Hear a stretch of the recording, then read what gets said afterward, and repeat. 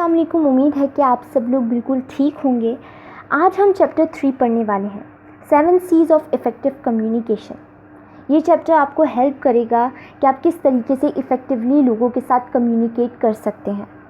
और ये सिर्फ़ और सिर्फ बातचीत पर महदूद नहीं होगा, बल्कि ये आप लोगों को बताएगा कि आप इफ़ेक्टिवली मतलब कि ना सिर्फ बातचीत से, बल्कि आप लिख कर भी लोगों से किस तरीके से कम्युनिकेट कर सकते हैं। डेफिनेटली अगर आप इन सब पर अमल करते हैं, इन 7 पॉइंट्स पर, 7 C's पर अगर आप अमल करते हैं, तो विदाउट डाउट कि आप लोगों से इफ़ेक्टिवली कम्युनिकेट कर सकते हैं, बशर्त अगर आप इन सब पर अच्छे तरीके से अमल करेंगे। तो आज हम कंप्लीट चैप्टर तो नहीं पढ़ेंगे, बट फर्स्ट टॉपिक पढ़ेंगे कंप्लीटेंस, और आहिस्ता आहिस्ता अगली आने वाली सीरीज़ में हम लोग बाकी चीज़ें भी कवर करते जाएंगे। So I think without wasting the time let's get started. तो कंप्लीटेंस क्या होता है, उससे पहले एक छोटा सा चीज़ मैं बता दूं, जो कि इसका मीनिंग है हैविंग ऑल द नेसेसरी और एप्रोप्रिएट पार्ट्स। आपके पास तमाम ज़रूरी और एप्रोप्रिएट पार्ट्स होने चाहिए। देखिए, आप लोगों के साथ कम्युनिकेट तभी कर सकते हैं जब आपके पास उस टॉपिक से रिलेटेड इन्फॉर्मेशन हो। अगर आपके पास उस टॉपिक से रिलेटेड आधी अधूरी इन्फॉर्मेशन है, तो ऑफ कोर्स आप नुकसान में जाने वाले हैं। अगर उस इंसान के पास अच्छी और बेहतर इन्फॉर्मेशन मौजूद है, कंप्लीट इन्फॉर्मेशन मौजूद है, तो आप यही समझिए कि आपकी मात होने वाली है। अल्दो आप सही पॉइंट पर भी हो, लेकिन आपके पास कंप्लीट इन्फॉर्मेशन नहीं है, वो आपको टैकल कर सकता है। तो इस वजह से कंप्लीट इन्फॉर्मेशन होना बहुत ज़्यादा ज़रूरी है। अगर आप देखें तो आपको नज़र आएगा, the communication must includes all the necessary information to achieve the desired response.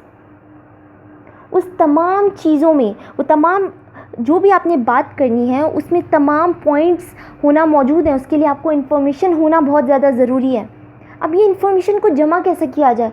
Miss, आपने तो बता दिया कि जो इन्फॉर्मेशन है इसको तो ठीक है हम जमा कर लेते हैं, लेकिन कैसे करें? हम अपने तौर पर तो सोचते हैं कि हमारे पास तो तमाम इन्फॉर्मेशन है, लेकिन जब हम वहाँ जाते तो याद आता है, ओह शिट, ये तो हमने किया ही नहीं, ये तो हुआ नहीं, ये क्या बात है? सो उसको तरीक़ाकार बहुत आसान है। या आपको नज़र आ रहे हैं what, who, what, when, where, why. इनके थ्रू आप अपनी इन्फॉर्मेशन को गैदर कर सकते हैं। कैसे? ऐसे कि हु, आप किससे बात करना चाह रहे हैं, आखिर वो कौन है जिससे आपको बात करनी है? वो बच्चा है, वो बड़ा है, वो कौन है आपको जिससे बात करनी है? व्हाट, आपको बात क्या करनी है? ठीक है, ये तमाम आपको अपनी पास ये पॉइंट्स क्लियर होने चाहिए। ये बहुत ज़्यादा हेल्प करेंगे आपको इन्फॉर्मेशन गैदर करने में।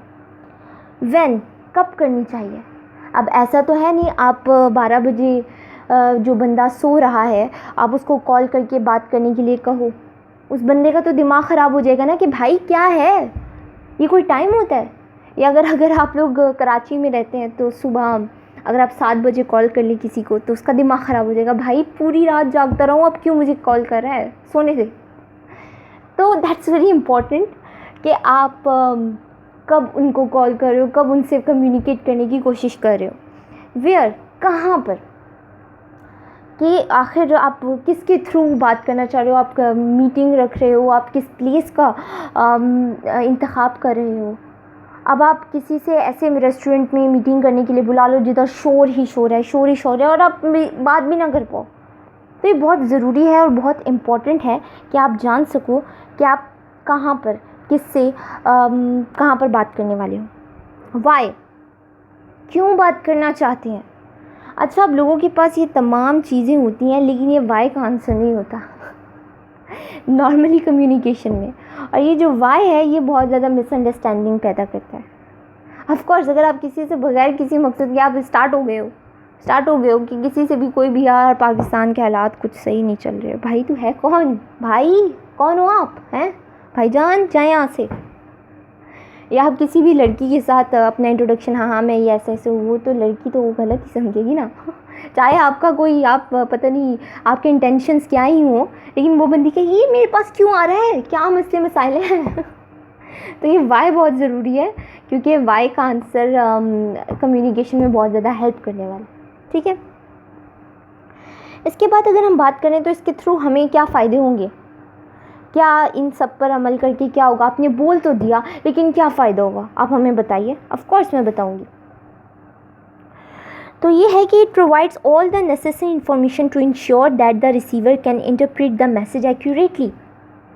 इससे ये होगा कि आपके पास तमाम इन्फॉर्मेशन है, अब दूसरा बंदा आपको बेहतर तरीके से समझ सकेगा कि आप क्या बोलना चाह रहे हैं। Complete communication develops enhance the reputation of an organization and helps build goodwill। अगर आपके पास कंप्लीट इन्फॉर्मेशन है तो जो भी आपके साथ मीटिंग कर रहा है वो ऑफ कोर्स ये सोचेगा, यार ये बंदा कितना ज़्यादा अपना काम करके आने वाला बंदा है, ये होमवर्क कंप्लीट करता है।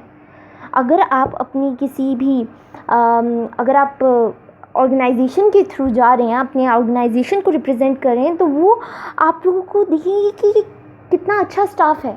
सिर्फ आप पर आपकी कंप्लीट कंपनी डिपेंड करेगी उस वक्त आपकी कम्युनिकेशन स्किल्स पर। अगर आपकी कम्युनिकेशन स्किल्स अच्छी हैं तो इम्प्रेशन अच्छा पड़ेगा।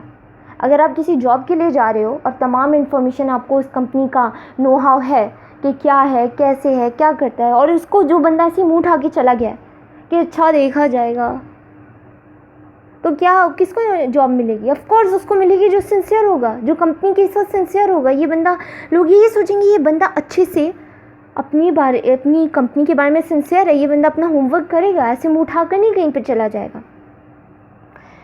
इसके बाद है it addresses all the question previously राइज्ड and attempts. अच्छा, ये जो है ये बहुत इंपॉर्टेंट पॉइंट है। मैंने यहाँ पर मुश्किल वर्ड्स के मीनिंग भी लिखे हुए हैं, आप चाहें तो देख सकते हैं। ये जो है ये एड्रेस करने में बहुत ज़्यादा हेल्प करेगा। किस चीज़ के लिए? ये कि अगर मैं ये बात छेड़ूँ तो फिर क्या क्वेश्चन आगे से आएगा, अगर मैं ये बात करने जाऊँ तो आगे से क्या रिस्पॉन्स आएगा, क्रॉस क्वेश्चनिंग क्या होगी। अगर आपने कभी चेस खेला हो, शतरंज खेला हो, तो वहाँ पर बंदे को कोई भी चाल स्टार्ट करने से पहले ये पता होना बहुत ज़्यादा ज़रूरी है कि अगर तो मैं ये चाल चलता हूँ तो फिर क्या रिस्पॉन्स आएगा, क्या मेरे प्यादे को कोई मार देगा, क्या होगा। उस वक्त आपको 3 चालें सोच कर रखनी पड़ती है। अगर ऐसा होगा तो फिर क्या होगा, अगर ऐसा होगा तो फिर क्या होगा, ऐसा होगा तो फिर क्या होगा। अगर मैंने ये चाल चल ली तो वो बंदा ये चाल चलने के बाद भी मुझे नहीं मार सकता, क्योंकि मैं यहाँ से आकर उसको मार दूँगा। समझ रहे हैं? यानी कि आपको बहुत ज़्यादा दिमाग से काम लेना पड़ता है। तमाम क्वेश्चंस के आंसर, अच्छा मैंने ये क्वेश्चन किया, मैंने ये बात की, आगे से इसका ये क्वेश्चन आने वाला है, आगे से ये इसके प्रीवियसली आज तमाम इन्फॉर्मेशन आपकी उस कन्वर्सेशन में होनी चाहिए। उसके लिए आपको ये जो वाइज हैं, वेयर्स हैं, इनके लिए प्रिपेयर होना पड़ेगा। Cost are minimized as a complete communication reduces the need for subsequent communication, which could otherwise be required to communicate missing information. In extreme circumstances, it may also help avoid costly lawsuits. Cost minimize हो जाती है अगर जो complete आपके पास communication है, complete information है, कि बाद में ऐसा नहीं है कि आप अभी कुछ बात कर रहे हैं और बाद में आधी अधूरी बात आप बाद में कर रहे हैं। ये बहुत ही अनप्रोफेशनल मैनर है, जो कि अगर आप इन पर अमल करते हो तो आपको ज़रूर हेल्प करेगा। A complete message is more likely to pursue the recipient. देखिए, हम मुकम्मल समटाइम्स बहुत मुकम्मल तैयारी करते हैं, फिर भी कभी ना कभी कहीं ना कहीं कुछ ना कुछ ऐसा चीज़ होती है कि हमारी इन्फॉर्मेशन कंप्लीट नहीं हो पाती या हम कस्टमर को सेटिस्फाई नहीं कर पाते।